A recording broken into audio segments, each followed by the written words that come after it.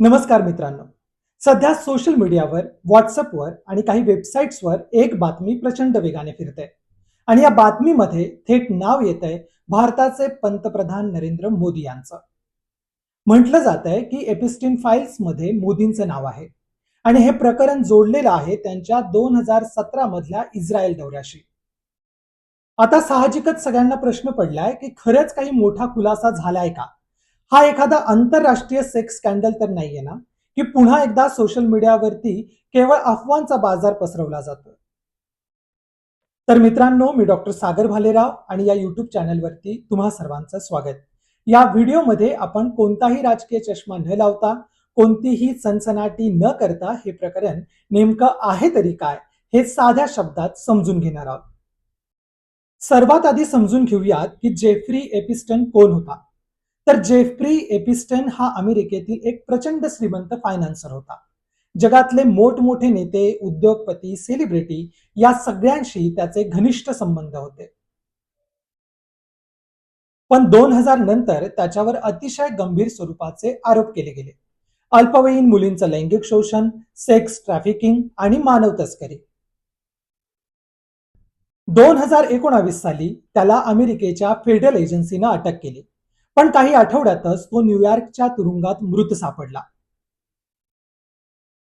यावर स्पष्टीकरण देताना अमेरिकन सरकारनं म्हटलं की ही एक आत्महत्या आहे, पण जगभरात लोकांनी प्रश्न विचारायला सुरुवात केली आणि घातपाताची शक्यता वर्तवली गेली. आणि इथूनच सुरू होतं पुढचं प्रकरण, ते म्हणजे एपिस्टेन फाईल.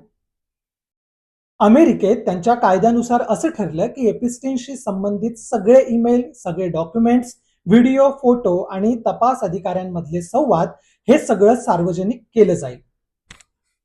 आणि अलीकडेच अमेरिकेच्या न्याय विभागानं 30 लाखाहून जास्त पानांचा दस्तऐवज, 2000 व्हिडिओ आणि जवळपास 1,80,000 फोटो जाहीर केले आहेत. इतका मोठा डेटा समोर आल्यावर काही लोकांनी सत्य शोधण्याला सुरुवात केली, तर काही लोकांनी निवडक ओळी उचलून त्याबद्दल अफवा पसरवायला सुद्धा सुरुवात केली. याचे सगळे व्हिडिओज, या संबंधितले रील्स आपल्याला सोशल मीडियावरती दिसतील. आणि इथेच आता नाव आलंय पंतप्रधान नरेंद्र मोदी यांचं. तर ते कसं हे देखील समजून घेऊयात.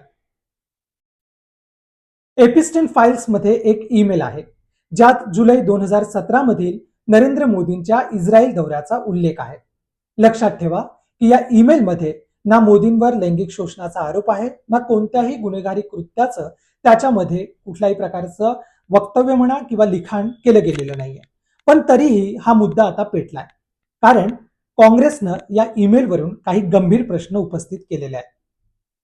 काँग्रेस असं म्हणतंय की 9 जुलै 2017 रोजी जेफ्री एपिस्टीननं एका ईमेलमध्ये असं लिहिलं की भारतीय पंतप्रधान नरेंद्र मोदी यांनी माझा सल्ला घेतला आणि अमेरिकेच्या राष्ट्राध्यक्षांच्या फायद्यासाठी इस्रायलमध्ये जाऊन ते नाचले आणि गायले.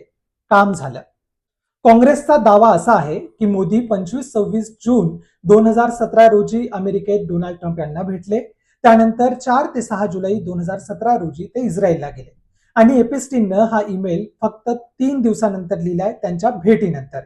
या सगळ्या तारखा जोडल्या तर मोदींनी अमेरिकेत एपिस्टीनकडून सल्ला घेतला आणि इस्रायल दौऱ्यात त्याच्या सल्ल्याप्रमाणे ते वागले, असा आरोप सध्या काँग्रेस करताय.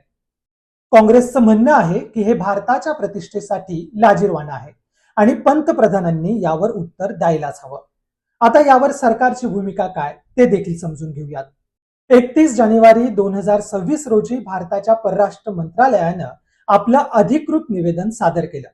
सरकारनं स्पष्ट सांगितलं की मोदींचा इस्रायल दौरा पूर्णपणे अधिकृत, सार्वजनिक आणि त्या खरं पाहायला गेलं तर तो ऐतिहासिक सुद्धा होता. ईमेलमध्ये इतर सर्व उल्लेख निराधार आणि खोटे आहेत असं सरकारचं म्हणणं आहे. सरकारनं हे देखील स्पष्ट सांगितलं की या प्रकरणात मोदींचं नाव कोणत्याही सेक्स स्कॅन्डलमध्ये आढळलेलं नाहीये.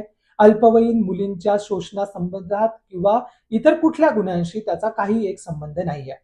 एपिस्टीन फाईल्स मधल्या ईमेलमध्ये नरेंद्र मोदींनी फक्त सल्ला घेतला असा दावा आहे. तोही एपिस्टीनच्या ईमेलवरती आधारित ही सगळी प्रकरणं आहेत. तर अमेरिकेचे deputy attorney general Todd Blanche यांनीही सांगितलं की एपिस्टीन फाईल्सचे अंतिम खुलासे आहेत आणि याचा उद्देश फक्त कायदेशीर पारदर्शकता ठेवणं हाच आहे. यामागे कोणालाही बदनाम करणं हा त्यांचा उद्देश नाही आहे. मात्र भारतीय राजकारण आता ढवळून निघालंय, वातावरण तापलंय, सोशल मीडियावरती चर्चेला उधाण आलंय.